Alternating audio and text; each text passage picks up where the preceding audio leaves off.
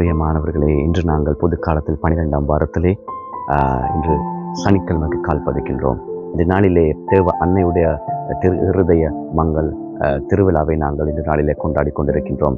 தேவ அன்னுடைய வாழ்க்கையை நாங்கள் பார்க்கின்ற பொழுது அவருடைய வாழ்க்கையிலே உண்மையான அன்பு காணப்பட்டது, விசுவாசம் காணப்பட்டது.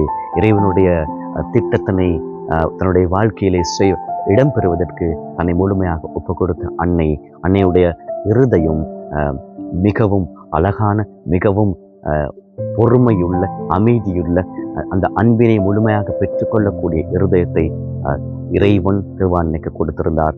அந்த காரணமாக தேவ அன்னையை முழுமையாக திருச்சபையின் முன்னேற்றத்திற்காக, திருச்சபையின் வளர்ச்சிக்காக, கத்தோலிக்கருடைய வாழ்க்கை மென்மேலும் வளர்ச்சி பெறுவதற்காக தேவ அன்னையினுடைய திருவிழாவை கொண்டாடுகின்ற இந்த நாளிலே அன்னையாம் திருச்சபை இயேசுனுடைய திரு இருதயத்துக்கு பின்பாக வருகின்ற ஒரே திருவிழாவாக இது இருக்கின்றது. எனவே தேவ அன்னையும் இயேசுவும் இடையிலே காணப்பட்ட அந்த மாறாத அன்பு, அவர்களுக்கிடையிலே காணப்பட்ட அந்த உறவு புதுமையான உறவாக இருந்தது.